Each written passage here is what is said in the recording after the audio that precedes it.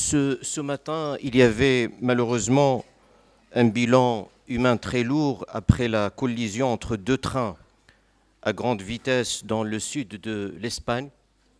تعازينا الحارة للموتى. Et je vous demande, s'il vous plaît, de se mettre debout et d'observer une minute de silence, s'il vous plaît.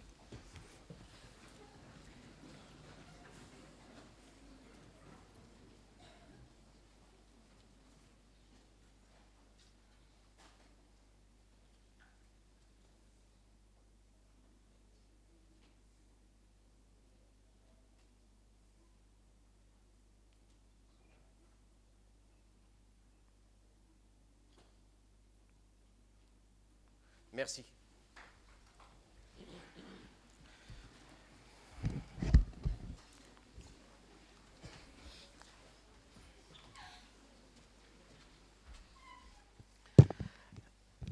Excellences, Mesdames et Messieurs, l'Académie du Royaume nous accueille aujourd'hui avec un sourire marocain qui est le soleil du cœur.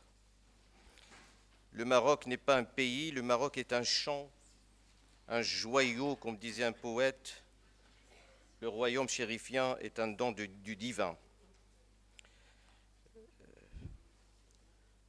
En mon nom propre et celui de Sidi Mustafa Bousmina, le président de l'Université Euromède de Fès, nous souhaitons remercier le secrétaire perpétuel de l'Académie du Royaume, ainsi que le secrétaire perpétuel de l'Académie Hassan II des sciences et techniques, qui ont voulu que notre sommet soit une tribune, une école, une pédagogie, un alphabet pour rassembler les esprits et les cœurs des jeunes de 40 nationalités différentes, réfléchir, méditer sur le sens élevé et la valeur suprême qu'il nous faut conférer aux constructeurs de l'avenir, car il nous faut vite nous raccorder aux filiations solides pour consolider la mémoire irréductible de l'humanité, celle qui œuvre pour la paix, la beauté, le respect et la dignité de l'homme. Et le fait que ce sommet soit organisé sous la double tutelle de l'Académie du Royaume du Maroc et de l'Académie Hassan II des sciences et techniques est en soi tout un symbole l'inscrivant dans un cadre académique et intellectuel, se nourrissant de toutes les composantes du savoir, tout en mettant en valeur l'impérieuse nécessité de prêter l'écoute à la parole balbutiante des jeunes encore en quête de sens. Car les académiciens, les chercheurs, les savants de ces deux institutions ont conscience que voie de la science et voie de la jeunesse sont d'une certaine manière interdépendantes, tant elles ont en partage le souci de faire advenir quelque chose d'inédit, synonyme d'innovation et de renaissance renouvelée. Nous tenons ici à remercier son Excellence Michael Moratinos, notre ami, avec qui on a un lien institutionnel des plus inégalables, celui de la chaire des Nations Unies pour l'Alliance des civilisations créée au siège de l'Université Euromède de Fès et qui a bien voulu à ce que ce sommet soit diffusé en direct sur le site des Nations Unies, sur le site de l'UNAOC des Nations Unies. Donc nous avons 196 pays qui suivent ce sommet.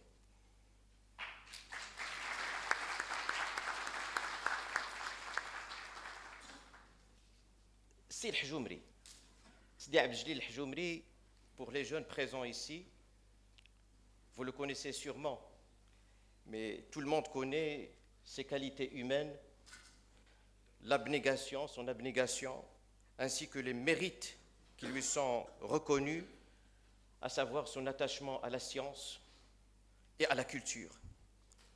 Le Marocain de cœur et de fidélité a su butiner 1000 fleurs dans le jardin du patrimoine littéraire et historique du royaume.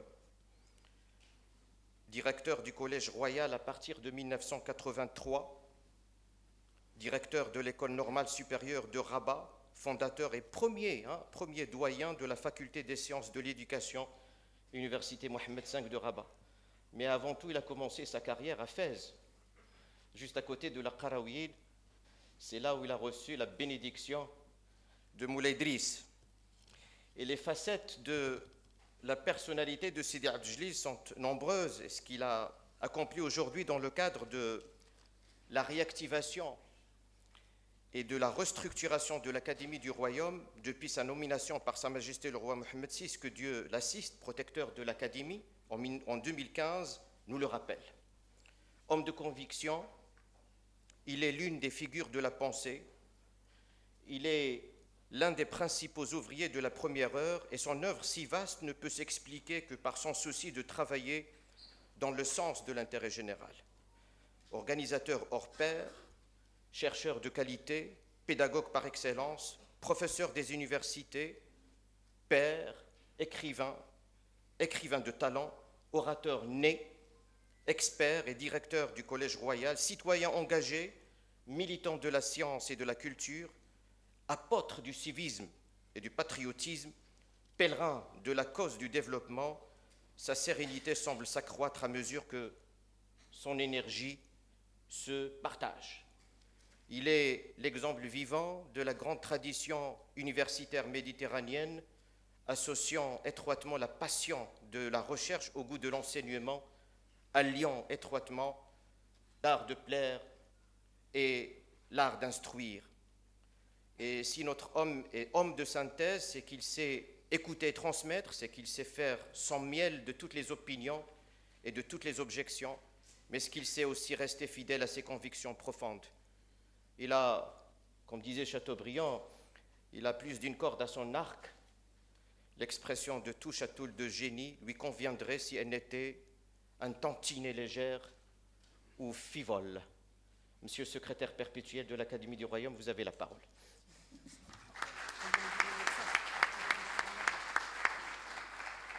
Vous pourriez mettre vos casques parce que son Excellence va parler en arabe. Merci.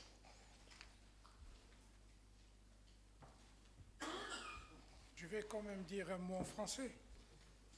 Ce que vient de dire mon ami, j'en perds la parole. Je n'ai aucun mot pour essayer de lui répondre. Je trouve que c'est un tout petit peu exagéré, mais vous savez, ce genre de présentation vous laisse effectivement sans aucun mot. السيد رئيس الرابطة الأممية لتحالف الحضارات، السيد رئيس الجامعة الأوروبية المتوسطية بفاس، السيد مدير كرسي الأمم المتحدة لتحالف الحضارات، السيد أمين السير الدائم لأكاديمية الحسن الثاني للعلوم والتقنيات، حضرات السيدات والسادة، يسرني أن أرحب بكم في هذا اللقاء الذي يضع تحالف الأمم والحضارات في صميم اهتماماته، إيماناً بأن تعزيز التفاهم بين الثقافات وترسيخ السلم الاجتماعي يمران عبر حوار صادق وتعاون معرفي ومؤسساتي فعال، ويكتسي هذا اللقاء أهميته بمشاركة الشباب فيه، ذلك أن الباحثين الشباب هم أكثر الفئات احتكاكاً بتحديات التعدد والاختلاف في المدرسة والجامعة والفضاء الرقمي، وهم كذلك الأكثر قدرة على التقاط التحولات في اللغة والتمثلات والقيم. من هنا فإن إشراكهم يمنح الحوار حيوية وواقعية، ويفتحه على أسئلة مغايرة ومقاربة أقرب إلى نبض المجتمع.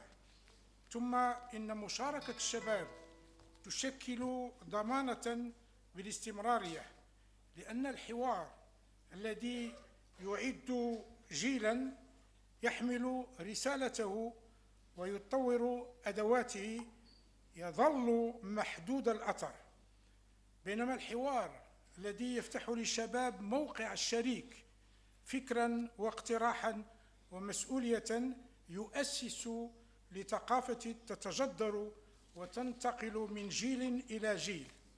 وعليه آمل أن يشكل هذا اللقاء إطاراً أكاديمياً رصيناً لتبادل الرؤى وتقاسم الخبرات حول تحديات العيش المشترك وفي عالم سريع التحول، وأن يفضي إلى بلورة مسارات عملية تعزز ثقافة الحوار وتوطد الثقة المتبادلة وتسهم في بناء مجتمع المعرفة بما يدعم التنمية والاستقرار. كما أعبر عن اعتزازي وسعادتي بهذا التعاون النوعي الذي يجمع بين أكاديمية المملكة المغربية والجامعة الأورو متوسطية بفاس والرابطة الأممية لتحالف الحضارات وكرسي الأمم المتحدة لتحالف الحضارات وأكاديمية الحسن الثاني للعلوم والتقنيات، لما يحمله من قيمة علمية ورمزية تجسد التلاقي بين المعرفة والانفتاح. وأجدد الترحيب بكم، آمل أن يقضي مداولة هذا اللقاء إلى رؤى عملية ومقترحات بناءة تسهم في تقوية جسور التفاهم وتدعيم قيم السلم والتعايش داخل مجتمعاتنا وخارجها. لعلني لا أكون مخالفاً للصواب إن قلت أن العيش المشترك لم يعد في المجتمعات المعاصرة نتيجة تلقائية لتجاور الأفراد داخل رقعة جغرافية واحدة، وإنما غدا إشكالاً فلسفياً وأخلاقياً وسياسياً تفرضه تحولات عميقة مست أنماط الانتماء وأنصاع القيم وصور الهوية الفردية والجماعية. من هنا تبرز المواطنة بوصفها رابطة قانونية وأفقاً قيامياً جامعاً يسعى إلى تنظيم هذا التعدد دون اختزاله أو مصادرته ودون تحويله إلى تعايش شكلي. فالمواطنة وفي أبسط معانيها لا تقتصر على منح الحقوق وتحديد الواجبات، وإنما تؤسس لمشترك مدني يفتح مجالاً للثقة العامة ويعزز احترام القانون ويحمي الكرامة الإنسانية ويضمن ممارسة الحريات في إطار المسؤولية. فهل تكفي رابطة القانون وحدها لضمان تماسك العيش المشترك في زمن تتنازع في مرجعيات أخلاقية وثقافية متباينة؟ ثم أي معنى تكتسبه المواطنة حين لا تعود القيم المشتركة معطى مسلما به، وإنما موضوع تفاوض وصراع وتأويل؟ لا تحيل هذه الأسئلة في تقديري إلى إشكال نظري مجرد بقدر ما تبرز تعقيد الواقع الذي نعيشه، وتظهر أن إعادة التفكير في العيش المشترك باتت ضرورة فلسفية وسياسة لا غنى عنها، غير أن التعددية القيمية تضع هذا التصور أمام تحديات مركبة، إذ تفرض الاعتراف بشرعية منظومة قيمية مختلفة داخل المجتمع الواحد دون افتراض ووجود أفق قيمي موحدا أو مرجعية أخلاقية نهائية. هكذا يستند العيش المشترك إلى فضاء عمومي يفتح باب النقاش ويؤمن تبادل الحجج ويضبط الخلاف بقواعد مشتركة تمنع تحويل الاختلاف إلى إقصاء، غير أن هذا القضاء يختل عندما يتقدم منطقان متعارضان: منطق تحصن به جماعة ما هويتها الثقافية أو اللغوية ضد الحوار، فتستعمل خطاب الخصوصية لتبرير الانغلاق أو الانخفالات من القواعد المشتركة التي تشكل المساواة، ومنطق آخر تحول فيه الأغلبية الديمقراطية إلى مجرد غلبة، فتجعل من تفوقها التعددي معياراً وحيداً للصواب. حضرات السيدات والسادة، تقتضي إعادة التفكير في العيش المشترك في ضوء المواطنة وتعدد القيم تجاوز ثنائية الانصهار والإقصاء نحو أفق ثالث يقوم على الاعتراف المتبادل والمسؤولية المشتركة، أفق لا يطالب الأفراد بالتخلي عن قناعتهم العميقة ولا يسمح في الآن نفسه بتحويلها إلى أدوات للهيمنة أو الإقصاء. وهكذا يجسد العيش المشترك فضيلة مدنية يرسخها الناس بصبر أخلاقي، ويحميها المجتمع بنقد دائم يقظ. في أفق التحولات الراهنة يعيش العالم المعاصر حالة تراكب قيمي مضطرب، إذ تتجاوز منظومات أخلاقية متنافرة داخل الفضاء الواحد من دون وسائط تأويلية كافية تنظم العلاقة بينها وتضبط حدودها. من هنا تحديداً يبرز التحول الرقمي بوصفه عاملاً حاسماً يفرض إعادة النظر في شروط العيش المشترك نفسها.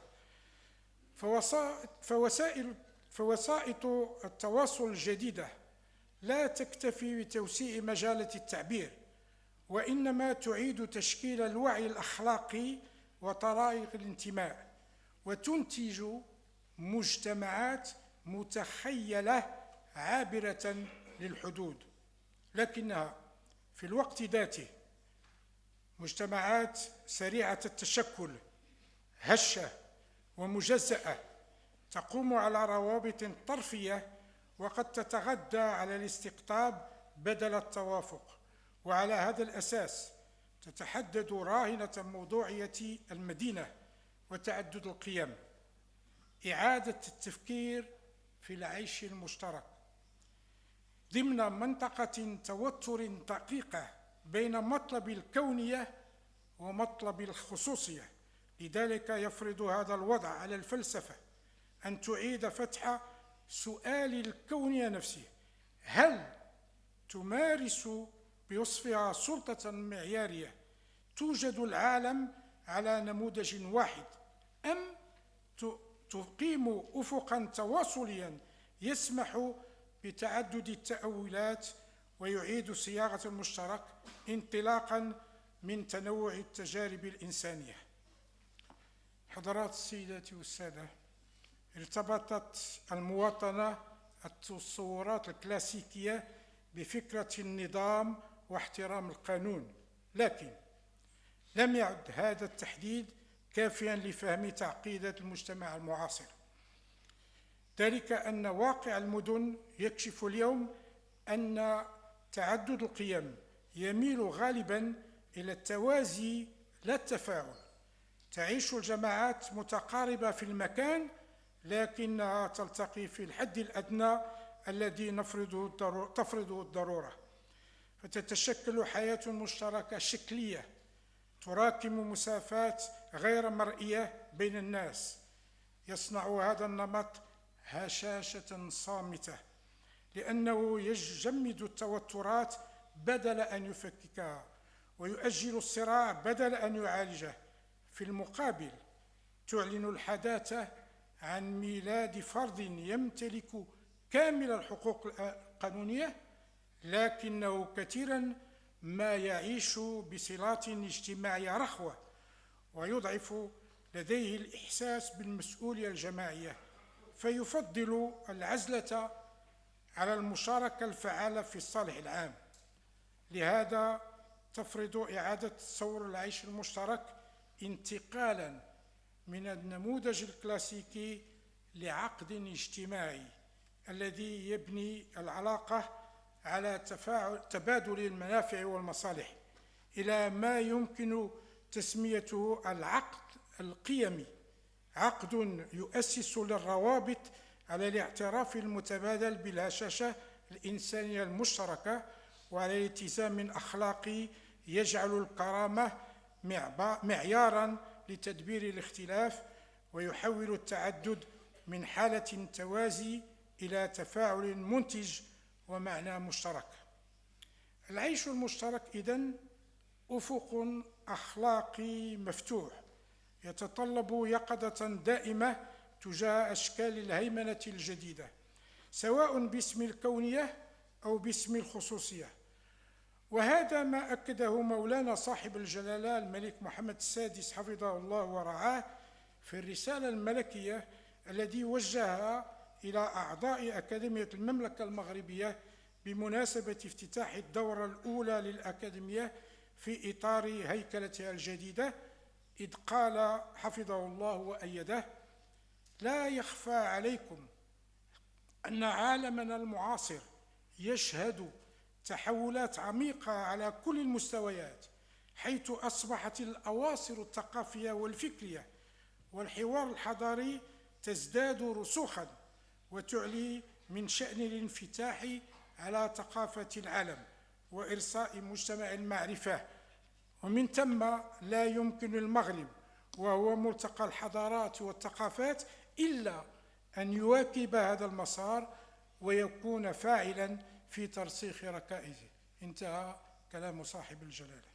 حضرات السيدات والسادة، لا يختبر المجتمع إنسانيته إلا في لحظات الهدوء، يختبرها بدل ذلك حين يحتد الاختلاف وتتعاقد المصالح. عندها يكشف العيش المشترك عن معناه الحقيقي، أن يحمي الناس حق غيرهم في الوجود والاختيار كما يحمون حقهم، وأن يربطوا الحرية بالمسؤولية والتعدد بالعدل والانفتاح بالوعي. أتمنى أن يتمر هذا اللقاء حواراً عميقاً وينضج الأفكار ويقرب المواقف، وأن يفتح أمامنا أفقاً جديداً لتحويل قيم العيش المشترك إلى سياسات ومبادرات قابلة للتنفيذ تعزز الثقة وترسخ السلم الاجتماعي. والسلام عليكم ورحمة الله تعالى.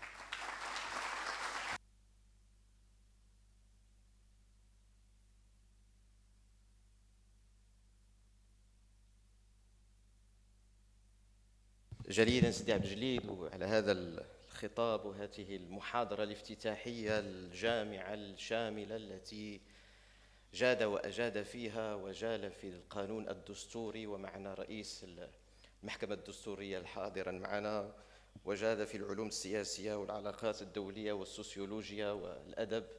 فألف ألف شكر على هذا التدخل. Et vous avez raison de le dire, le civisme est la base d'une vie sociale harmonieuse et se matérialise avant tout par des règles de savoir-faire. Être un bon citoyen, c'est d'abord respecter les règles de vie en collectivité, respecter les autres, quelles que soient leurs origines, préserver l'environnement.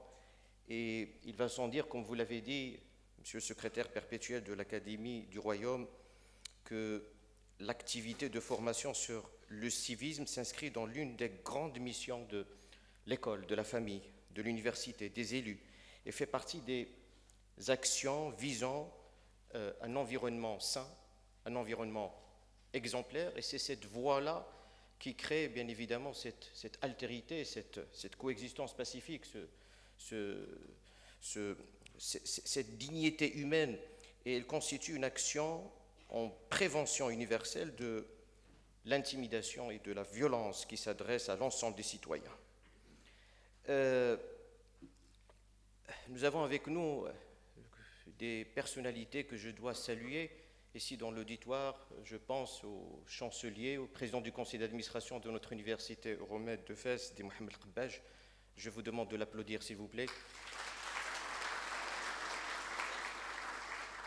مستشار جلالة الملك الحسن الثاني رحمه الله، ومستشار جلالة الملك محمد السادس، وزير المالية، وزير التجهيز العمومي، ومن كبار بناة المغرب ما بعد الاستقلال، وأيضا معالي سفير إسبانيا في المغرب الأستاذ محمد حوراني، عضو مجلس إدارة الجامعة المتوسطية، الذي دائما نستمتع بتدخلاته الفكرية وبما يقوم به في الإبداع العلمي على الساحة الدولية، وطبعا السادة نواب رئيس الجامعة المتوسطية والسادة المدراء والأساتذة والطلبة وأعضاء أكاديمية المملكة وأكاديمية الحسن الثاني للعلوم والتقنيات، بنات وأبناء الطلبة المترجمين، ألف شكر على الجميع.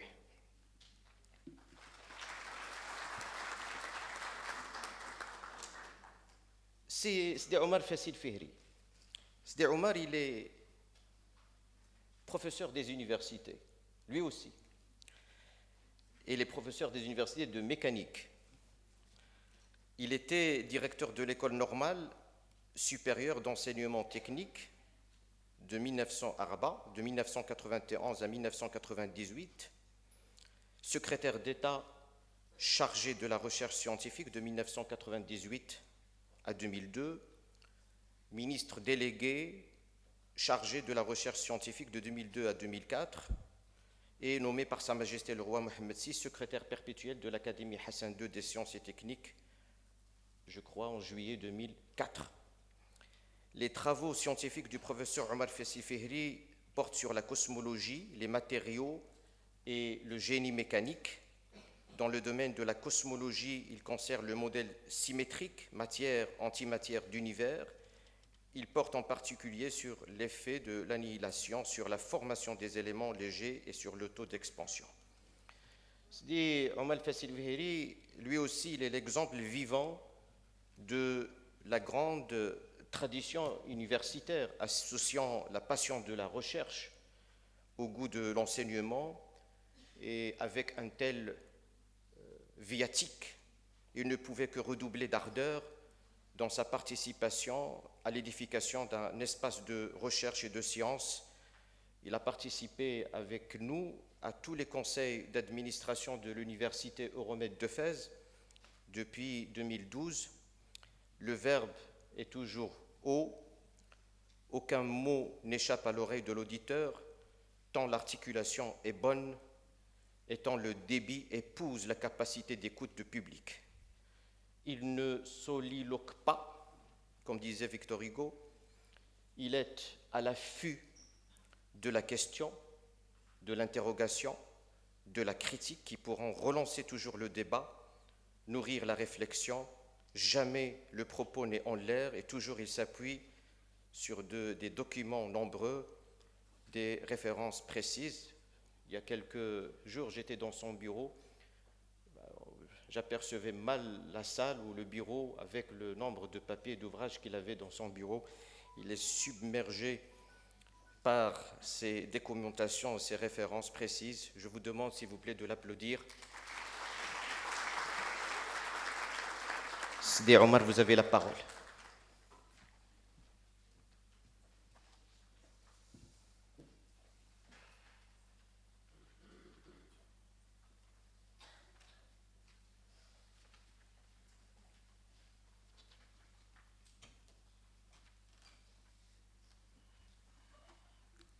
Merci, Monsieur le Président.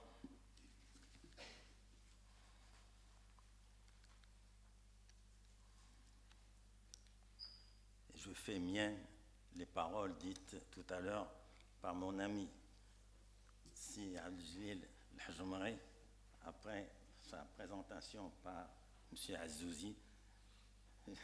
Merci. Donc je me tiendrai à sa réponse.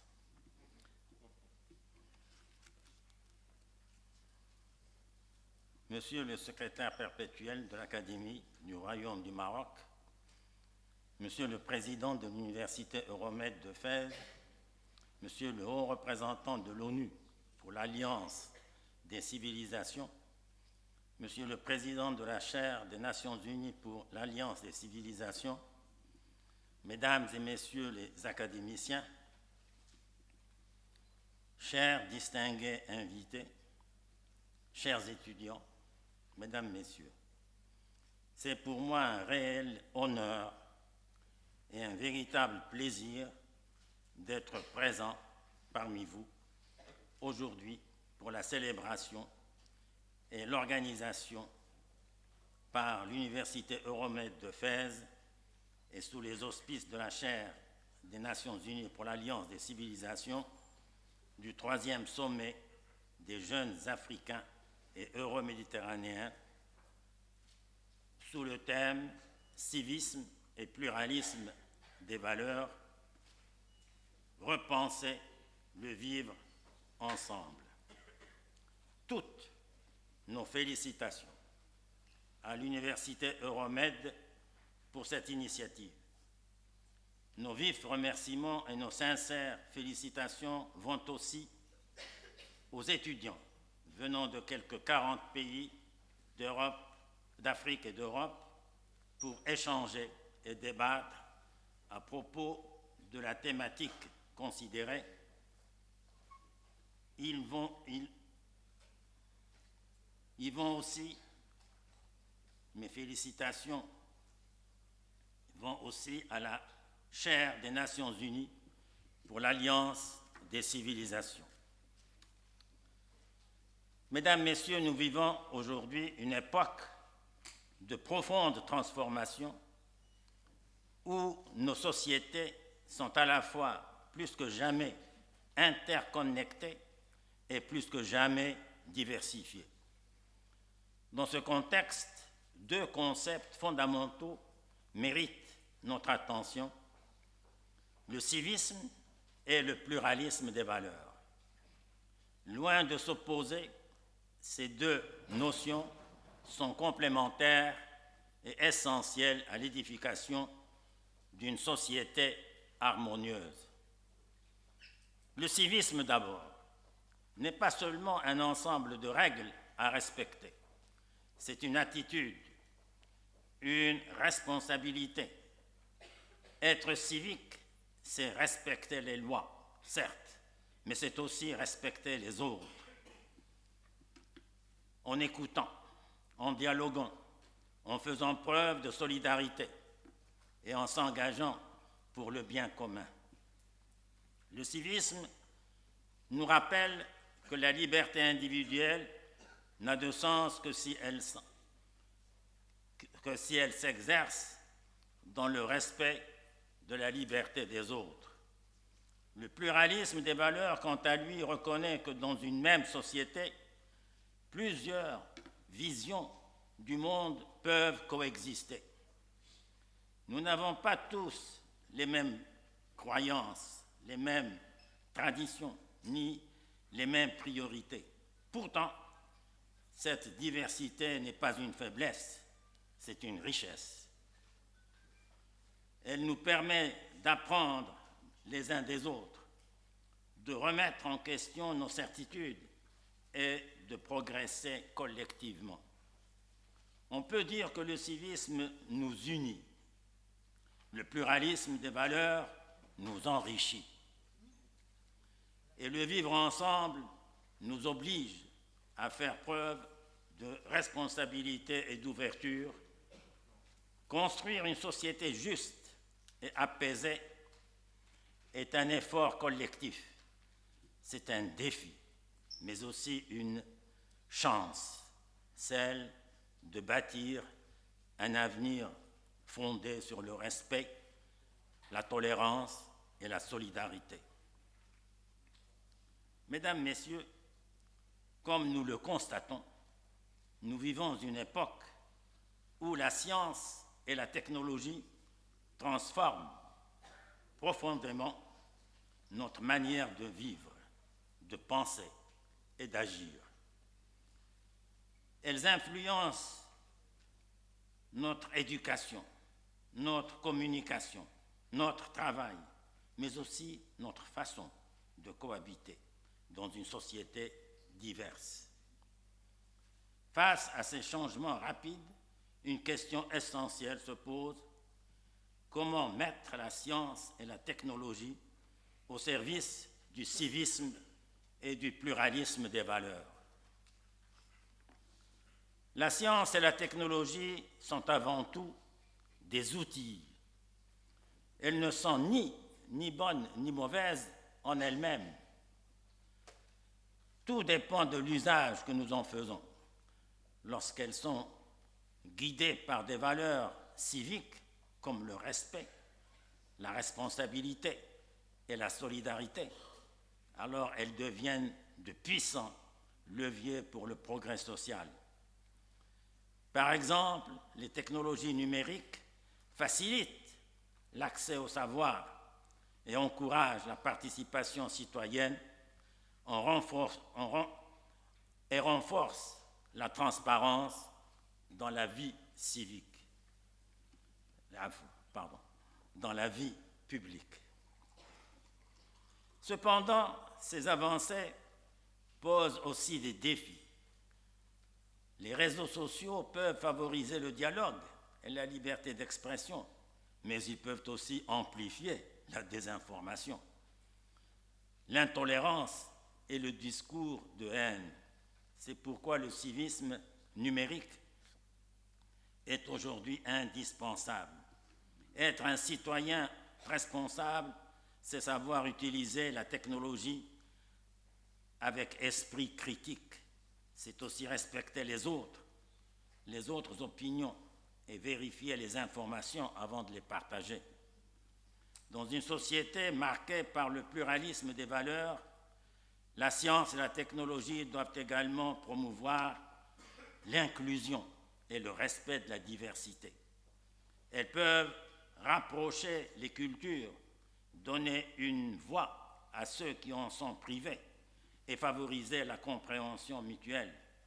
Mais pour cela, elles doivent être accessibles à tous et conçues dans le respect des différences culturelles, sociales et ethniques. Ainsi, le progrès scientifique et technologique ne peut être véritablement bénéfique que s'il s'accompagne d'une éducation aux valeurs civiques. Former des citoyens éclairés, capables de dialoguer, de coopérer et de respecter la diversité est une responsabilité collective. En conclusion, la science et la technologie ne doivent pas seulement servir l'innovation et la performance, mais aussi l'humain. En les mettant au service du civisme et du pluralisme des valeurs, nous pouvons construire une société plus juste, plus tolérante et plus solidaire. Pour y contribuer, nos différentes universités sont à même de jouer un rôle essentiel au service de ce noble objectif, non seulement dans nos pays respectifs, mais aussi dans tout l'ensemble de l'espace africain et euro-méditerranéen. Elles constituent des lieux qui, en privilégiant l'excellence, je parle de nos universités bien sûr, en apportant leur expertise, en prodiguant leur savoir-faire, elles peuvent contribuer grandement à trouver les solutions adéquates pour faire face aux défis de ce nouveau siècle, celui de bâtir d'une part une société de la connaissance, du savoir et de l'information, et d'autre part une société plus juste, plus tolérante et plus solidaire. Chers étudiants, vous constituez aujourd'hui une force motrice essentielle pour relever les défis contemporains en matière d'emploi, d'éducation, de climat, de transformation numérique, de cohésion sociale. En favorisant les échanges, la mobilité, l'entrepreneuriat et la coopération culturelle, nous créons des passerelles durable entre les deux rives de la Méditerranée et le continent africain. Honorables invités, concernant la relation privilégiée entre le Maroc et l'Afrique, permettez-moi de faire appel à un extrait du discours prononcé par Sa Majesté le roi Mohammed VI, que Dieu le protège, le 20 août 2016, à l'occasion du 63e anniversaire de la Révolution du roi et du peuple. Et je cite Sa Majesté. Pour le Maroc, l'Afrique signifie plus qu'une simple zone géographique ou des lieux historiques. Elle incarne une affection sincère, une estime profonde, des relations humaines et spirituelles étroites, ainsi qu'une solidarité tangible. Cette relation multidimensionnelle place le Maroc au cœur de l'Afrique et signifie que le continent occupe une place particulière dans le cœur des Marocains. Fin de citation. Chers invités, tous mes vœux de succès à vos travaux et merci pour votre attention.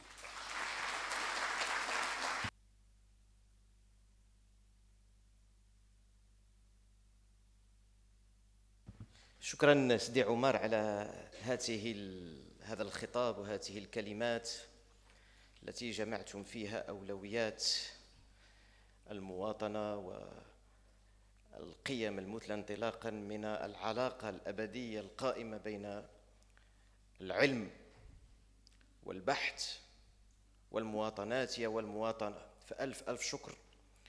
والآن سنتابع فيلما عن كرسي الأمم المتحدة لتحالف الحضارات. وكما تعلمون فهذا الكرسي هو الكرسي الوحيد الذي أنشأته الأمم المتحدة خارج أروقة الأمم المتحدة، وهذا شرف كبير للجامعة المتوسطية أن تستضيف هذا الكرسي وأن يكون في أحضان هذه الجامعة، وأن يكون لي شرف ترأسه وباسمي وباسم كل الأعضاء 60 الذين ينضوون في إطار هذا الكرسي.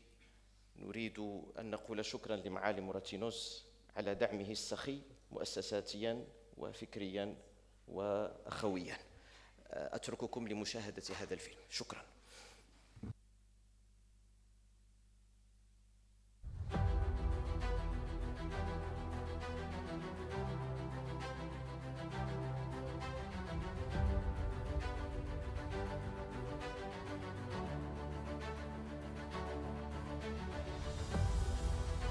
Peut-être le sang.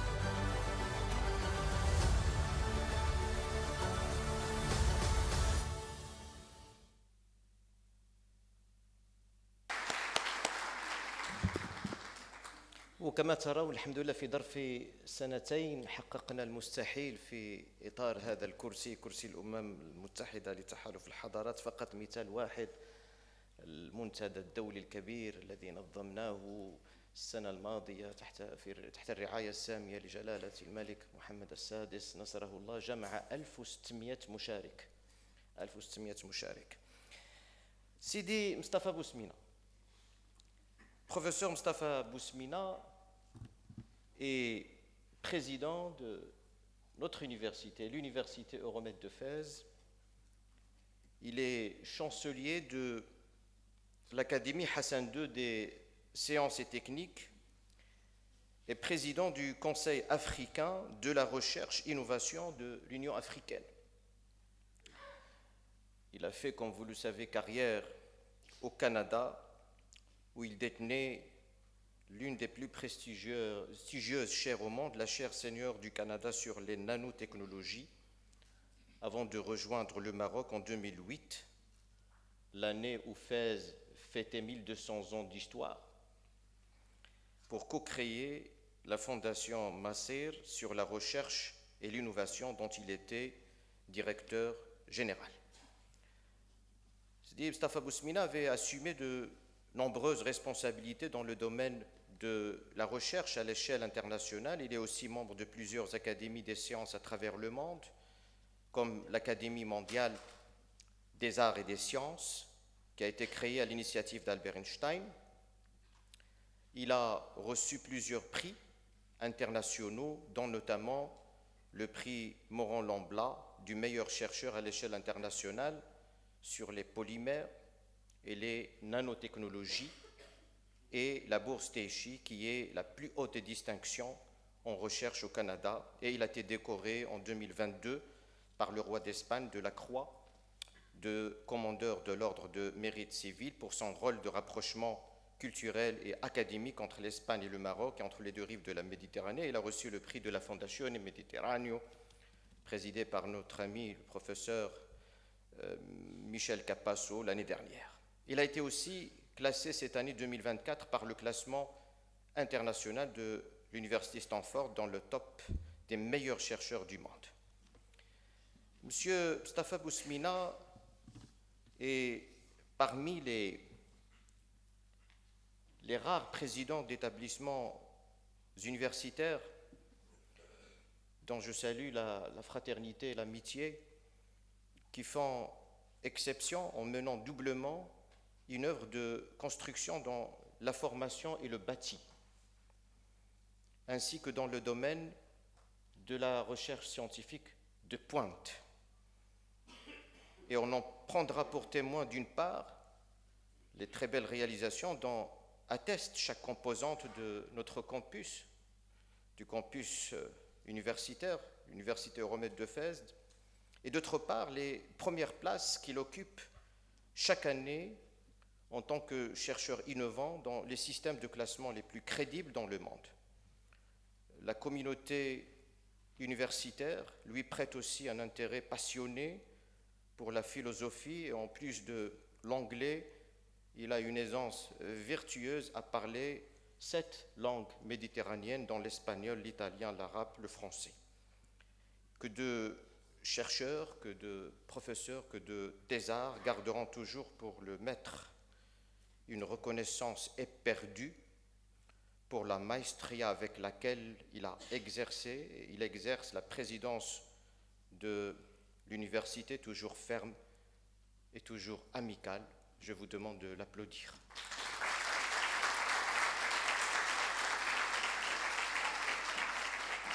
Mustapha, vous avez la parole.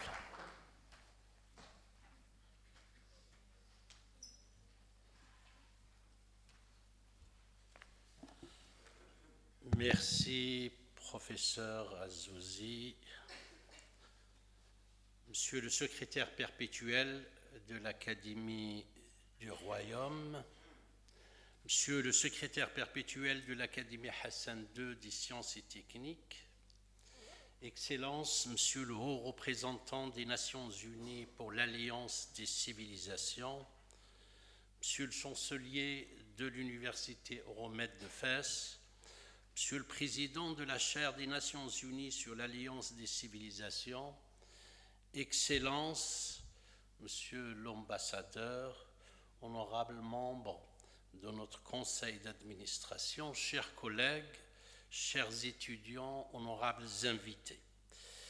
J'aimerais, avant de commencer, présenter nos sincères condoléances à Monsieur l'Ambassadeur de l'Espagne et à travers lui, nos sincères condoléances au peuple espagnol ami. Permettez-moi d'abord d'exprimer nos sincères remerciements et notre gratitude au professeur Abdeljdil Hajomri, secrétaire perpétuel de l'Académie du Royaume, ainsi qu'au professeur Omar Fassi Fihri, secrétaire perpétuel de l'Académie Hassan II des sciences et techniques, pour leur parrainage de cette 3e édition du sommet des jeunes africains et méditerranéens de la chaire des Nations Unies pour l'Alliance des civilisations de l'Université Euromède de Fès. Le choix du civisme et de la citoyenneté n'est point anodin. Il s'agit d'une question cruciale pour le développement de notre pays en particulier et notre continent de manière générale. Le fait d'organiser ce sommet des jeunes en partenariat avec les 2 académies de notre pays revêt également un caractère académique particulier couvrant tous les champs du savoir, et la présence parmi nous de son Excellence Miguel Ángel Moratinos, le haut responsable des Nations Unies pour l'Alliance des civilisations, est plus que symbolique à cet égard, étant donné l'intérêt qu'il a toujours accordé aux jeunes comme acteurs du changement et du dialogue pour la paix et le vivre ensemble. Le civisme, entendu dans son sens le plus large, n'est nullement un sujet théorique ou un choix intellectuel déconnecté des réalités nationales. Il constitue au contraire un impératif stratégique pour garantir un développement durable, inclusif et harmonieux de notre pays. Grâce à la vision éclairée de Sa Majesté le Roi Mohammed VI, que Dieu l'assiste, le Maroc a accompli au cours des dernières décennies des avancées majeures et tangibles. Les infrastructures modernes, routes, autoroutes, ports, aéroports, gares ferroviaires, tramways, trains à grande vitesse, équipements sportifs, hôpitaux, universités et établissements de formation figurent aujourd'hui parmi les meilleurs du continent africain. Parallèlement, notre pays a connu une industrialisation soutenue dans des secteurs stratégiques tels que l'automobile, l'aéronautique, le secteur halieutique, l'agroalimentaire, le BTP, les secteurs bancaires et de l'assurance, les services, les énergies renouvelables, ainsi que dans d'autres domaines essentiels à notre souveraineté technologique. Ces avancées sont le fruit de stratégies nationales ambitieuses, le plan Maroc vert, le plan d'accélération industrielle, le plan numérique, le plan halieutique ou encore le plan concernant le Nexus, énergie renouvelable, dessalement d'eau et hydrogène vert. Sous l'impulsion royale, le Maroc a également franchi un pas décisif dans la généralisation de l'assurance maladie, de la protection sociale, et les acteurs politiques nationaux et régionaux sont en train de donner corps à la vision royale concernant la régionalisation avancée, et la récente feuille de route a pour objectif de réduire les inégalités entre les régions et celles entre le milieu urbain et le milieu rural. Pour achever ce développement et lui assurer sa pérennité, un chantier fondamental s'impose désormais, qui a été évoqué dans plusieurs discours du souverain, c'est la construction de l'humain. Il s'agit de former des citoyens responsables, conscients non seulement de leurs droits, mais aussi, surtout, de leurs devoirs et attachés au bien commun. Le civisme, dans les comportements quotidiens comme dans l'exercice des responsabilités, signifie en fait reconnaître son appartenance à une communauté et accepter les règles qui fondent la vie collective. Il implique le respect des institutions, des lois, des déterminants de la nation et du respect de la dignité humaine, de la vie en général et de l'environnement. L'incivisme ne saurait être réduit à un simple manquement aux règles, comme ça a été évoqué par le secrétaire perpétuel de l'Académie du Royaume et de l'Académie Hassan II des sciences et techniques. Il est en réalité un déni de l'espace commun et une négation de l'autre. Il traduit une forme d'égoïsme qui isole l'individu de la communauté de destin et fragilise le vivre ensemble en substituant l'intérêt personnel immédiat à l'intérêt collectif. Le danger de l'incivisme devient plus aigu encore lorsque de telles attitudes caractérisent des personnes investies de responsabilités. En l'absence de morale civique, le pouvoir peut être détourné au service d'intérêts privés, familiaux ou claniques, au détriment du bien commun. Car le civisme n'est pas un masque social, il est une cohérence éthique qui traverse tous les actes de la vie. Sans lui, le lien social s'érode, la confiance disparaît et le développement s'en trouve entravé. L'incivisme a ainsi un coût économique et social. Il réduit la compétitivité, affaiblit l'attractivité du pays, freine la croissance économique et aboutit à une société fracturée et désarticulée. Le civisme doit être donc appréhendé dans toutes ses dimensions. Le comportement en société, l'intégrité au travail, le respect des libertés d'autrui, la protection de l'environnement, la préservation de l'espace commun et la défense de l'intégrité territoriale, cet espace que nous partageons, que nous appelons chez nous.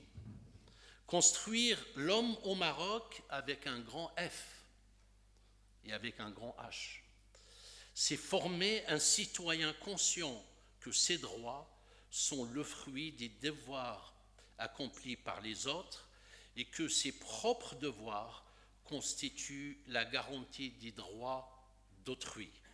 Cette idée de réciprocité représente chez Platon, Montesquieu, Rousseau, Spinoza, Hobbes ou encore Kant, à travers l'impératif catégorique, nous enseigne que la véritable liberté ne réside pas dans l'absence des règles, mais dans l'adhésion raisonnée à la loi que l'on se donne soi-même et que l'on partage avec d'autres pour fonder l'harmonie de la société et la beauté de la cité.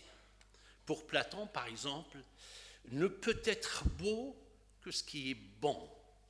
Ainsi, bonté et beauté sont liées, car chez Platon le grec, la notion du cosmos, c'est-à-dire le monde intelligible, c'est une traduction de l'ordre et de l'harmonie.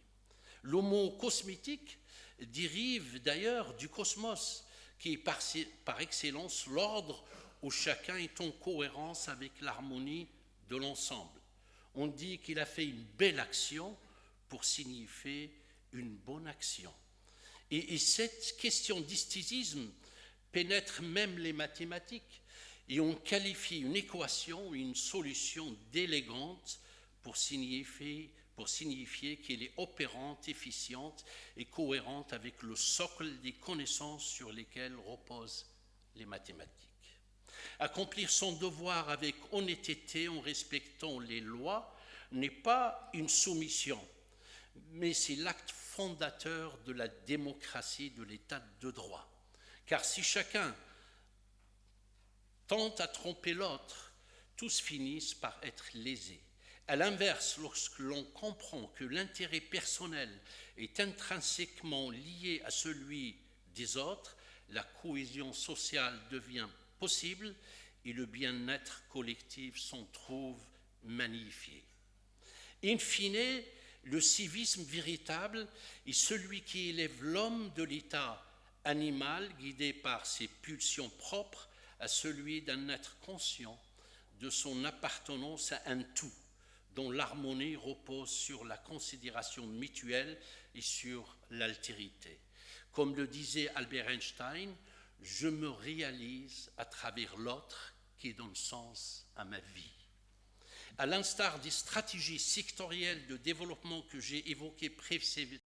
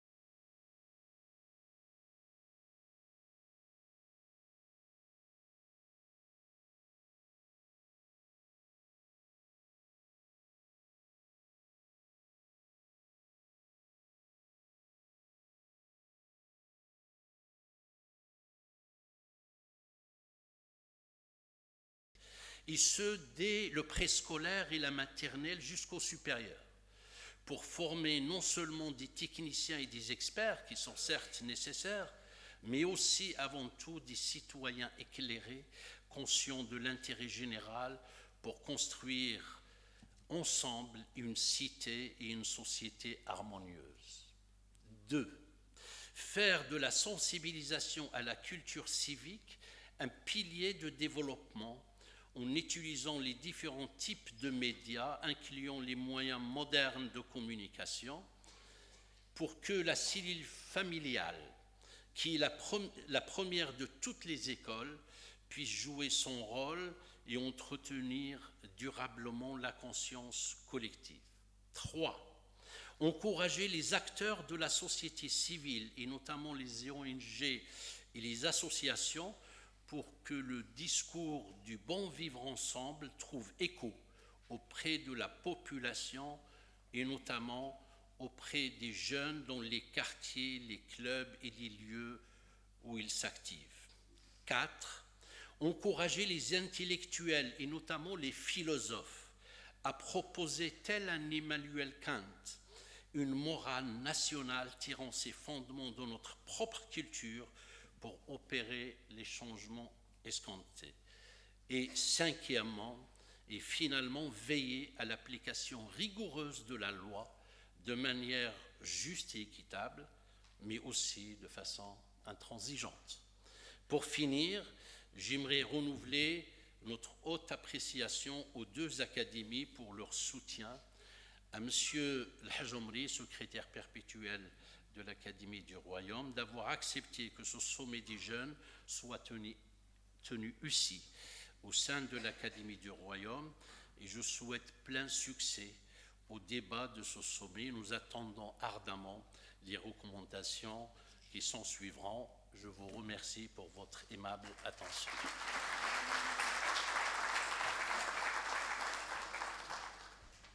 شكرا سيد الرئيس على هذه خطة طريق مغرب المواطنة، وحبذا لو أن الذين كلفهم القدر لكتابة الإعلان الختامي لهذا الملتقى أن يثبتوه في هذا الإعلان، إضافة إلى ما تفضل به أميني السر الدائمين للأكاديمية المغربية ولأكاديمية الحسن الثاني للعلوم والتقنيات. On va voir tout de suite un film sur l'UNAOC qui va durer 4 minutes sur les exploits historiques de cet organisme onusien, et dans l'étoile scintillante n'est autre que son Excellence Mikhail Moratinos. Si vous pourriez diffuser le film, s'il vous plaît. A bold vision emerged that peace could not be achieved by weapons or walls, but through dialogue, mutual understanding, and inclusive action. Thus, UNAOC was born. What began as the Alliance of Civilizations, a joint initiative by Spain and Turkey under the leadership of UN Secretary-General Kofi Annan, has since evolved into a dynamic United Nations entity, the United Nations Alliance of Civilizations. Today, UNAOC has become a convener of hope, a global platform for dialogue, and a vital actor in sustaining peace and advancing inclusive societies. Over the past 2 decades, UNAOC has a bold vision emerged that peace could not be achieved by weapons or walls, but through dialogue, mutual understanding, and inclusive action. Thus, UNAOC was born. What began as the Alliance of Civilizations, a joint initiative by Spain and Turkey under the leadership of UN Secretary-General Kofi Annan, has since evolved into a dynamic United Nations entity, the United Nations Alliance of Civilizations. Today, UNAOC has become a convener of hope, a global platform for dialogue, and a vital actor in sustaining peace and advancing inclusive societies. Over the past 2 decades, UNAOC has turned aspiration into action. Through robust partnerships with governments, religious leaders, faith-based communities, media, youth and civil society, we have launched flagship programs that foster inclusion, prevent violent extremism, challenge xenophobia, elevate the role of women in peace processes, and harness the unifying power of sport and the arts. Our alumni network now includes thousands of changemakers and peace builders making a difference in their communities, while our global programs have reached millions of beneficiaries in all corners of the globe. Our group of friends has expanded to 161 members, including member states and international organizations, a testament to the Alliance's growing impact and the trust it has earned. Additionally, UNAOC has been entrusted with new key mandates, including the development and coordination of the UN Plan of Action to safeguard religious sites, and the Plan of Action to monitor and respond to anti-Semitism, as well as the appointment of the High Representative as the UN Special Envoy to combat Islamophobia. Peace can only be achieved through dialogue and understanding. Security at all costs don't lead to peace, but peace may lead to collective security. To achieve peace, we must accept our diversity and put on the international agenda. The Alliance of Civilization is the best guarantee to strengthen respect among identities, culture, religion, and civilization. The most powerful force of all is the recognition that we are more united by our common faith than divided by our distinct identities. And that is the essence of the United Nations and the raison d'être of the Alliance of Civilizations. Let's stand together with our shared faith in humanity.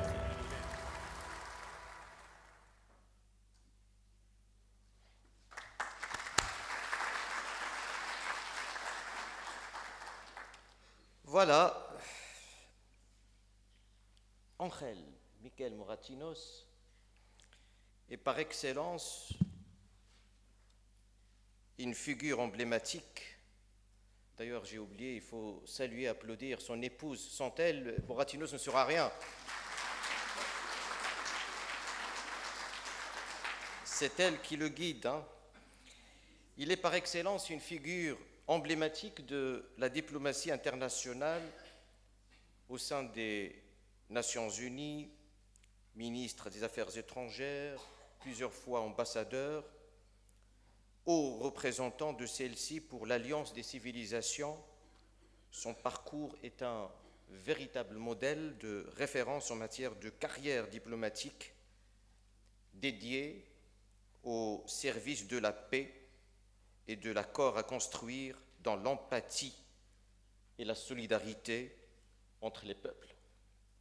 Le programme onusien qu'il pilote sur la base des seuls repères de la sagesse et de la clairvoyance consiste à diffuser, surtout auprès des jeunes, les vertus du pluralisme culturel, de la diversité des croyances, du développement durable, car ces pires ennemis ont pour nous et ont pour nom le fondamentalisme radical, l'individualisme exacerbé et l'exclusion par le racisme et la haine. Multipliant les rencontres et les forums à travers le monde, il est plus que jamais déterminé à faire triompher l'espoir en appelant, là où il passe, à replacer la dignité de l'homme au cœur de tous les enjeux économiques, sociaux et politiques. C'est notre humanité qui prime, ne cesse-t-il de clamer.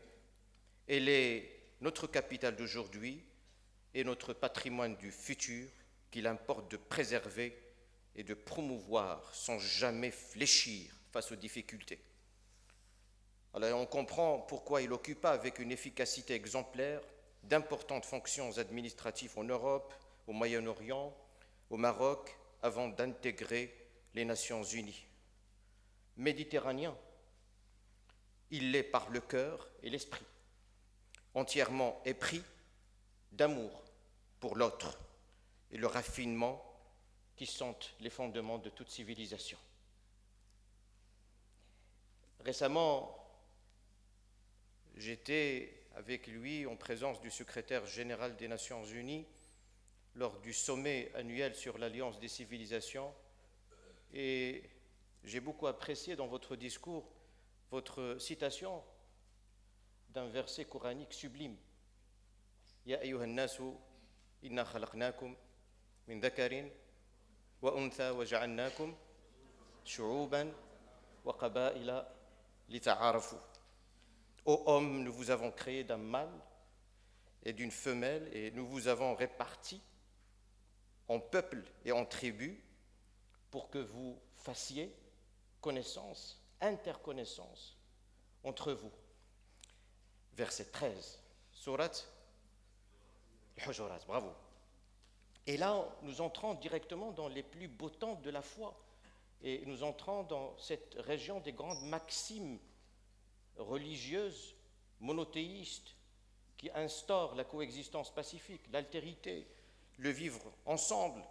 Et ce verset cristallise plus généralement la thématique d'aujourd'hui, car elle décrète le principe d'égalité qui signifie que tous les êtres humains ont la même valeur et doivent être traités dignement, quel que soit par exemple leur origine ethnique, leur couleur, leur appartenance démographique, géographique, leur handicap. L'inégalité n'est pas conforme au génie de la vraie religion. Et par ce verset, comme vous l'avez cité brillamment dans votre discours il y a quelques semaines à Riyad, il faut comprendre qu'il faut il faut fédérer nos énergies, il faut fédérer nos enthousiasmes, il faut fédérer nos volontés de bâtir coûte que coûte un monde conquérant, un monde de paix et d'entente, gardant la foi des saints. Quoi qu'il arrive, ne perdons pas espoir. Méditant ces mots du poète, l'homme n'est pas ancien comme le monde, il ne porte que son avenir. Mais avant que je vous adresse la parole, vous savez que l'UNAOC fête 20 ans. Elle fête 20 ans d'existence, guidée par la devise plusieurs cultures, une seule humanité. L'UNAOC est devenue une plateforme onusienne de premier plan pour le dialogue interculturel et ses actions couvrent l'engagement des jeunes, l'éducation et médias, l'immigration et la lutte contre le discours de haine. C'est pour cette raison que le président de l'Université Ahmed de Fès, moi-même, monsieur le chancelier, tous les étudiants, les 5000 étudiants ou les 6000 étudiants de notre université, les étudiants de la chaire des Nations Unies pour l'Alliance des civilisations, veulent vous décerner un trophée. Et un trophée bien fait, qui nous a pris beaucoup de temps. Sous le parapluie de M. Mustafa Bousmina, un trophée qui symbolise l'humanisme mondial, la paix, la coexistence pacifique. Oui, là où croit le péril, croit aussi ceux qui sauvent. Et pour dire que malgré les démons des temps modernes, nous continuerons à croire furieusement en l'homme Ce trophée veut dire que c'est par l'esprit, je veux dire par le dépassement et l'élévation que nous bâtirons les chemins de la paix. L'esprit est invincible. Il ne cédera rien à la barbarie, à la haine, à la peur, au rejet, à la désolation, à la mort. Nous voici ici en terre chérifienne pour vivre et rendre possible un rêve. En effet, nous voici venus de tous les coins de la terre, riches de nos différences. Vous savez, il y a 40 nationalités aujourd'hui, riches de nos différences, riches de nos complémentarités, animés de ce besoin de savoir chaque jour au petit matin ce qui arrive à d'autres hommes, nos semblables. Nous ne devons baisser ni nos bras, ni surtout nos cœurs pour ensemble consolider les fondements de la solidarité intellectuelle et morale de la famille humaine, al-usra al-insaniya al-wahida. La paix a une histoire avec notre pays. La paix a une histoire avec le Maroc. Et voilà pourquoi aujourd'hui, ici, nous sommes heureux de venir allumer avec l'Académie du Royaume, avec l'Académie Hassan II des sciences et techniques et leur savoir, la flamme de la paix, l'art de vivre, de concevoir et de recevoir le monde occupe ici toute leur place. Il s'agit aujourd'hui pour nous de s'aimer ou de périr.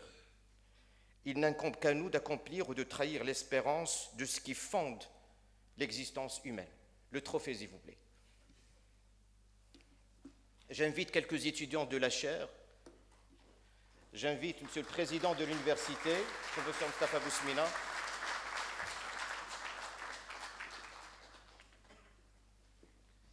Monsieur le Chancelier, Monsieur Mohamed Khabbaj. Les deux secrétaires perpétuels. J'ai oublié d'assurer.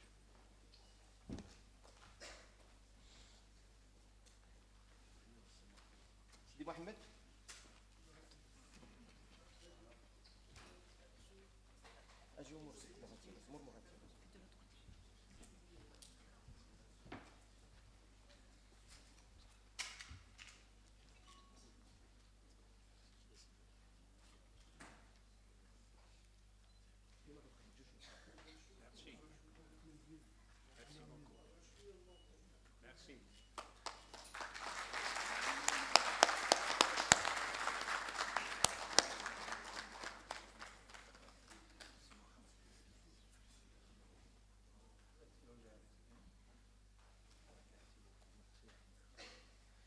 Alors, on a deux petits souvenirs pour les deux secrétaires perpétuels de l'Académie, des astrolabes, ديال التوقيت ومدينة فاس معروفة تاريخيا بمواقيتها وموقتيها وأصحاب أوقاتها.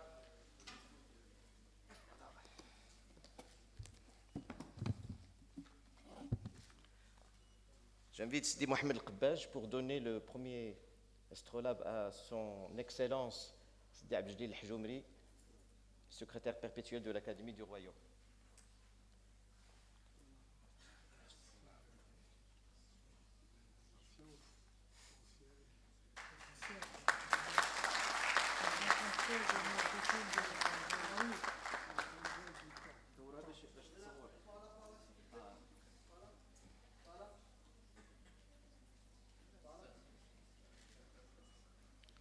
J'invite le président de l'Université Romeude de Fès, chancelier de l'Académie Hassan II, de décerner deuxième astrolabe à son Excellence Omar Fassil Fihri, secrétaire perpétuel de l'Académie Hassan II des sciences et techniques.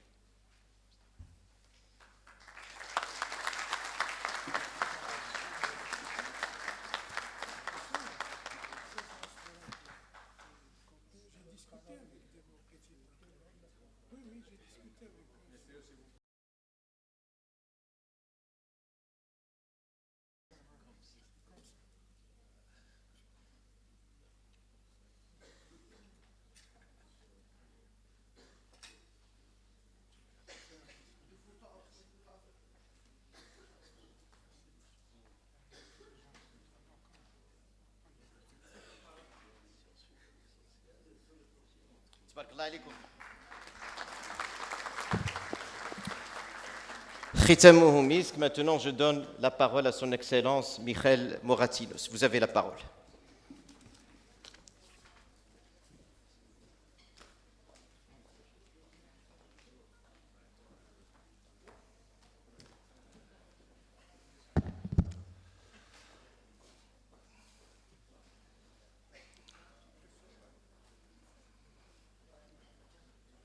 Bonjour tout le monde.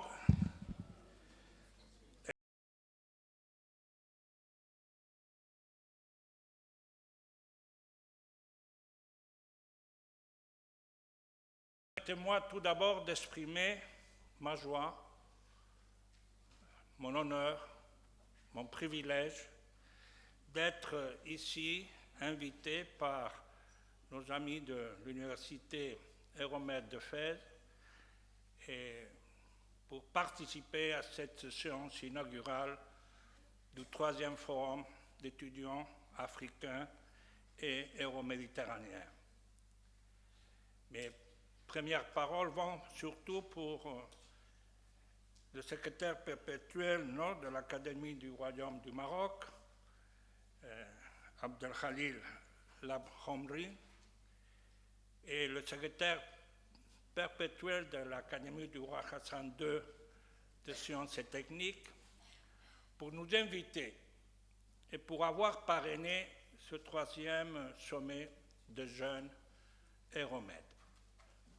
Être à l'Académie du Royaume du Maroc, Monsieur le secrétaire perpétuel, c'est un moment fort de ma présence et mon engagement avec ce pays que j'aime tant, avec lequel j'ai travaillé. J'ai appris la diplomatie, j'ai appris la vie, j'ai appris ma vie personnelle, ma vie politique, ma vie diplomatique. Et pour moi, être au Maroc, c'est être chez moi, entouré de beaucoup d'amis. Je vois mon cher ami, le chancelier de l'Université Euromède, conseiller Mohamed Kabaj. Je vois tellement d'amis marocains qui se croisent dans ma vie, tellement d'expériences. Je me rappelle un jour, en tant que ministre, j'étais à Tokyo. Et j'avais 30 minutes. À l'époque, Tokyo était aussi à la première ligne de nouvelles technologies. Et je me suis dit voir si je peux acheter quelques de ces nouveaux appareils technologiques. Je rentre dans un magasin à Tokyo, 5 heures de l'après-midi. Et quelqu'un me dit, mais vous êtes M. Moratinos? Je dis, oui. Moi, je suis marocain, je vous connais. Merci pour ce que vous faites pour le rapport entre l'Espagne et le Maroc. Je salue la présence de son excellent ambassadeur d'Espagne, mon ami, Enrique Ojeda. Et si tu le permets, Enrique, je crois que mes premiers mots aussi sont de reconnaissance et d'énorme émotion par les propos que vous avez tenus, vous tous, en marquant la solidarité, l'amitié et l'appui à ce moment fort que l'Espagne et les Espagnols sont en train de vivre suite à l'accident de chemin de fer à l'Andalousie, à Cordoue, ma province politique. Mais, mes chers amis, je suis ici surtout, évidemment, invité par mes deux grands amis, le président de l'Université Euromède, Moustapha Bouzmina. On se rencontrait avant juste du forum, 9e forum de l'Alliance des civilisations à Fès, et on avait dit qu'il fallait faire quelque chose. Vous savez, la politique, aujourd'hui, elle n'a pas beaucoup de soutien, beaucoup de critiques. Ces hommes politiques, qu'est-ce qu'ils font? Ils n'arrivent pas à résoudre les problèmes. Mais en m'adressant aux jeunes, à vous, étudiants, croyez que la politique a aussi un côté extraordinaire de réussite. Parce qu'en politique, finalement, la responsabilité qu'ont les hommes politiques, c'est de construire le futur, d'essayer de proposer de nouvelles initiatives pour améliorer le sort du pays, de la région, du monde. Et quand on a eu cette rencontre entre le président de l'Université Euromède, Moustapha Bouzmina, et moi-même, on a dit qu'est-ce qu'on peut faire pour renforcer l'Université Euromède, qui auparavant avait été un des résultats de mes démarches quand on a eu ce sommet euro-méditerranéen à Marseille, qu'on a finalisé. Il en a créé l'Union pour la Méditerranée. Et dans le paquet, on avait décidé que le Maroc aurait une université Euromède. Après, Sa Majesté, le roi Mohamed VI, a décidé Fès. Et après Fès, on se retrouvait finalement à Fès, la capitale du royaume, de la spiritualité, de la rencontre entre culture, religion, civilisation. Et là, le président Bouzmine a dit il faut faire quelque chose. Et qu'est-ce qu'on a dû faire? Par l'appui, le couragement de le professeur Abdelhak Azouzi, il faut créer la chaire de l'Alliance des civilisations. C'était la première chaire que dans le réseau d'activités et de plans d'action de l'Alliance des civilisations, on mettait sur place. C'était quelque chose de présent. Vous ne savez pas comment j'étais fier, je suis fier, je suis honoré. Je n'ai pas de mots pour expliquer ma satisfaction de voir tous les étudiants qui ont un cadre pédagogique, institutionnel, académique pour comprendre, pour se former, pour travailler, pour s'engager dans un monde meilleur sous les bases, les principes et les valeurs de l'Alliance des civilisations. Merci beaucoup, professeur Moustapha Bouzmine. Merci beaucoup, président de la chaire, mon cher Abdelhak Azouzi. Vous ne savez pas la force, l'énergie, l'esprit qu'il y a M. Abdelhak Azouzi. Je peux vous le confirmer. Il est partout, il suit les affaires, il évoque la capacité d'imagination, de nouvelles explorations pour trouver les moyens, les ressources, des nouvelles idées, mais surtout avec le même esprit de combattant pour faire un monde meilleur. Merci, Abdelhak. Mais si je vous dirais la vérité, pourquoi j'ai accepté d'être aujourd'hui avec vous? Même si c'est pour moi un honneur d'être dans une institution comme celle de l'Académie du Royaume, institution qui est la plus haute. Je connais presque toutes les institutions au Maroc. C'était la première fois que je viens et je vous salue pour votre discours, Monsieur le secrétaire perpétuel. Mais l'Académie du Royaume, c'est le plus haut élément. C'est la place où la mémoire, l'histoire, la pensée, la recherche de ce Maroc historique a tissé à lo long de l'histoire pour rester un peu la plateforme du savoir et de l'avenir des Marocains et des Marocaines. C'est pour cela que votre tâche est essentielle et c'est pour cela que je m'engage à travailler et contribuer à votre succès. Cela dit, pourquoi je suis ici à Rabat? Je suis pour vous, les étudiants. Les étudiants, que vous êtes déjà le présent. N'acceptez pas vous dire que vous êtes le futur. Vous êtes déjà le présent de nos sociétés. Mais évidemment, être présent, ça ne veut pas dire vous donner les capacités pour que, quand vous serez encore plus présent dans les activités professionnelles, académiques, scientifiques, politiques, vous pourrez faire un monde meilleur, ce que, malheureusement, notre génération n'a pas pu conclure. Vous savez, il y a cette citation que je répète, que des amis peut-être ont déjà entendu de ma voix, d'un de mes inspirateurs intellectuels, politiques, philosophiques, Albert Camus. Albert Camus, quand il prononce son discours d'acceptation du prix Nobel de littérature en 1957, dans son discours, il dit un paragraphe qui est très connu. Il dit « Toutes les générations croient qu'ils sont convoqués à faire un monde meilleur. La mienne ne le fera pas. Mais là, une tâche plus importante, c'est éviter que le monde se défasse. C'est votre tâche, mes chers étudiants. Vous êtes à un moment de l'histoire où nous sommes en train, pour la première fois, de sentir que le monde va se défaire, que l'humanité va disparaître. Il y a eu dans l'histoire de l'humanité beaucoup de moments existentiels. Mais là, vous êtes en train de vivre ce moment existentiel de l'Homo sapiens. Et ce n'est pas une référence générale politique de langue de bois.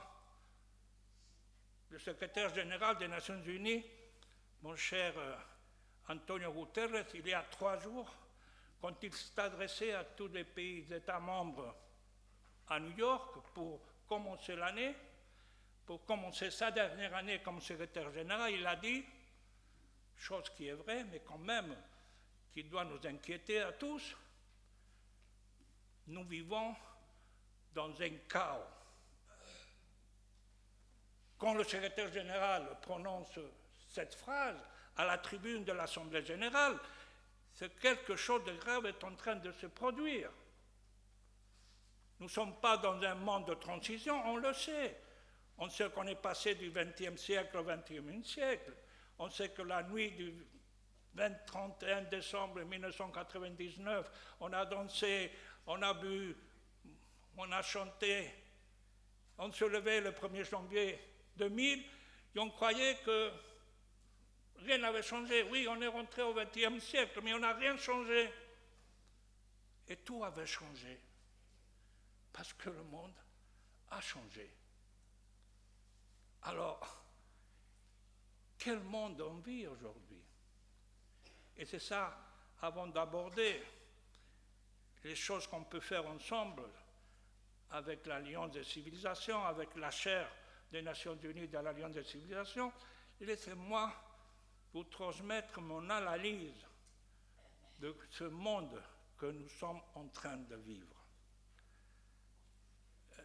Quand on a commencé ce siècle, il y avait des politologues, des scientifiques, des experts en matière internationale qui nous ont dit on rentre dans l'ère de l'Anthropocène. L'Anthropocène, c'était l'ère de l'homme. Pour la première fois, l'homme allait triompher. L'homme allait pouvoir diriger le monde. L'homme pouvait combattre les désastres naturels parce que la science, la connaissance, la technique nous donnaient tous les instruments, tous les équipements. On allait construire le monde utopique. L'ère de l'Anthropocène. Où sommes-nous en 2025, 2026 aujourd'hui? Quels ont été ces quarts de siècle perdus? Quand j'enseignais à Sciences Po, Paris, la diplomatie, je disais à mes étudiants, on a mis un demi-siècle pendant le XXe siècle et 2 guerres mondiales pour prendre conscience de la gravité de la situation. Presque 50 ans. Et enfin, on a réussi, on a dit oui. Je reviendrai tout de suite sur ça. Maintenant, on a déjà parcouru un quart de siècle. Et ce moment, on n'a pas adopté les mesures et les actions pour construire ce nouveau monde, mais on a reculé. On fait marche arrière. On voit tous les grands atouts et réussites de la civilisation humaine au un coin de notre vie quotidienne. C'est pour cela que nous sommes à un moment essentiel, existentiel, parce que pendant l'histoire, comme je vous disais, il y a eu des erreurs et des horreurs excessivement négative. On a descendu à l'enfer de l'humanité dans cette Deuxième Guerre mondiale. L'Holocauste, 6 millions de personnes exterminées, juifs, gitans. La bombe d'Hiroshima, 400 000 personnes tuées par une bombe nucléaire créée par l'homme, par la science, le savoir, la connaissance, l'horreur, la descente à l'enfer de l'humanité. Mais à la fin, les hommes se sont levés, ils ont dit « never again ». Never again. Et alors ils ont décidé, ils se sont rappelés, et je cite à nouveau une prophétie, Isaïas 2.4, et je cite, « Il sera le juge, Dieu, il sera le juge des nations, l'arbitre de grand nombre de peuples. Ils forgeront des épées en 2 socs, et leurs lances en 2 serpes. Une nation ne tirera plus l'épée contre une autre, et l'on n'apprendra plus la guerre. Et l'on n'apprendra plus la guerre. Citation Isaïas qui est dans un grand panneau quand on rentre, avant de rentrer à les Nations Unies. Et le préambule de la charte de San Francisco des Nations Unies, il synthétise cette prophétie d'Isaïe. Où est cette prophétie? Où sommes-nous? Qui a été ce 2025? Guerre, conflit, destruction, sauvagerie, Gaza, Ukraine, Soudan, Yémen, Liban. On oublie quelques-uns des conflits. Morts. Aujourd'hui, on a la licence de tuer. Tout le monde tue. On tue. Quand j'étais petit, et je suis allé la première fois en Angleterre, on dit les bobbies, ils n'ont pas d'armes. La police britannique était le grand exploit de ce peuple civilisé, anglo-saxon. Aujourd'hui, tout le monde tue. On doit tuer. On ne sait pas pourquoi. Oui, on sait pourquoi. Mais on ne s'empêche pas, comme disait Albert Camus. L'homme doit s'empêcher, disait Albert Camus. On ne s'empêche pas, on tue. Et alors, si ça c'est grave, c'est ce qui est passé en 2025, l'atrocité de Gaza, la souffrance, la destruction, on se rend compte de ce qu'on a fait à Gaza, qu'est-ce qu'on a vécu à Gaza, ou qu'ils sont en train de vivre en Ukraine ou au Soudan. Est-ce qu'on se rend compte? Ça, c'est énormément grave. Ce qui est plus grave, mes chers amis, c'est l'impuissance, l'acceptation, la résignation de qu'on n'a plus d'humanité, on n'a pas d'humanisme. On accepte tout, on ne se lève pas. Et nous sommes en train de perdre la raison d'être de l'être humain. On n'est plus d'humain, on n'a plus d'humanisme. Et c'est ça, le premier élément essentiel, grave, que vous devez vous poser comme question. La crise du multilatéralisme. Oui, mais le multilatéralisme, ça, vous l'étudiez à Fès, le droit international, les relations internationales, le cadre institutionnel. Le multilatéralisme, c'est le cadre que les États s'étaient donnés pour résoudre ensemble les problèmes et les enjeux de la réalité internationale. Et à cette réponse qu'on a donnée de jamais à nouveau, never again. Ils se sont donné un cadre multilatéral, la Charte de San Francisco, 80 ans, on a fêté en 2025. Évidemment, quel est le multilatéralisme? Le multilatéralisme, c'est un cadre. Mais la réalité politique, c'était les puissances qui avaient gagné la Deuxième Guerre mondiale. C'est pour ça qu'il y avait une sorte de, disons, multipolarité amoindrie. Et après, il y avait le Conseil de sécurité, ceux qui avaient vraiment la capacité de gérer le monde. Et tout de suite, on a passé à la bipolarité. Bipolarité qui utilisait le cadre multilatéral pour développer ses politiques. La période bipolaire, États-Unis, Union soviétique, ça s'est passé plus ou moins bien. Ça s'est passé adéquatement.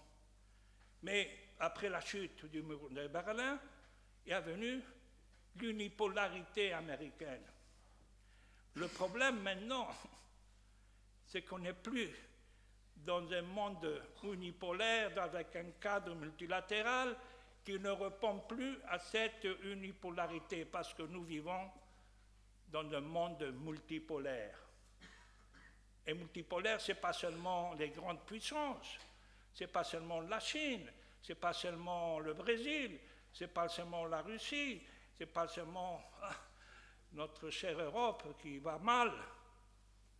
C'est aussi les pays émergents, c'est l'Afrique avec sa puissance. Je salue la présence des étudiants africains. 2 minutes, ah bon. Alors je dois couper. Bon. C'est cette multipolarité qu'il faut rentrer dans le multilatéralisme. En définitive, il y a 2 grands messages que je vais vous passer, étant donné qu'on n'a pas le temps d'évoquer d'autres questions. Le premier, mes chers étudiants, c'est la paix. Oubliez qu'il y a d'autres priorités. S'il n'y a pas de paix, il n'y aura pas de développement durable. S'il n'y a pas de paix, on ne pourra pas sauver la planète. Parce qu'on doit sauver l'humanité premièrement. Alors la paix, c'est votre première tâche à défendre. Et la deuxième, encore très compliquée, très difficile, et les 2 professeurs, secrétaires perpétuels, aussi bien M. Abdelhalim Amrani comme Omar Fassi El-Firri l'ont évoqué, c'est les défis de l'intelligence artificielle. Attention.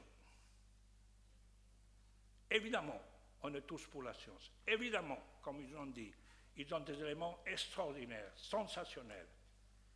Mais demandez-vous,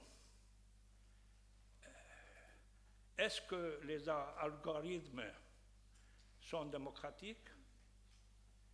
Qui c'est qui contrôle les algorithmes?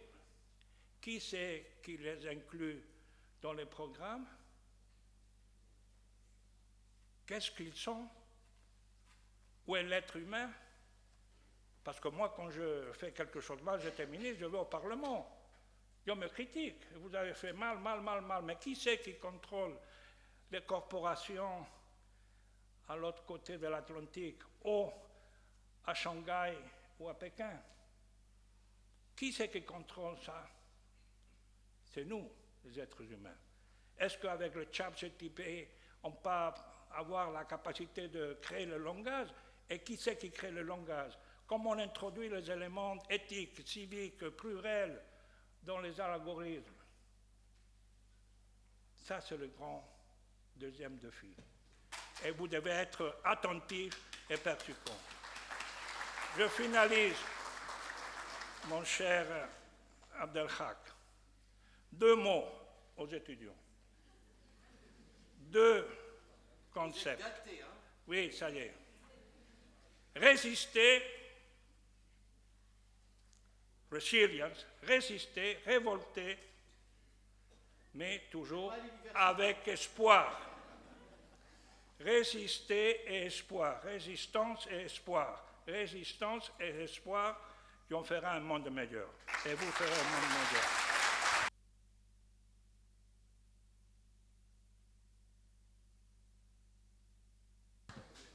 Encore, vous n'avez pas bien applaudi.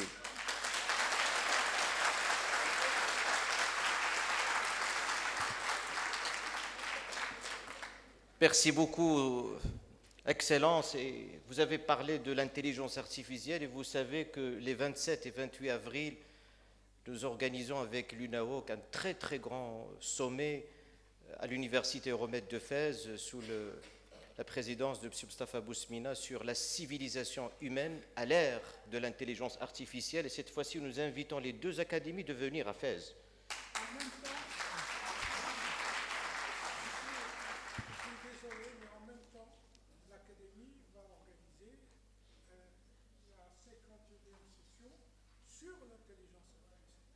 Mais nous, c'est sur la civilisation humaine. Mais on va en parler comme ça, on va fédérer nos différentes...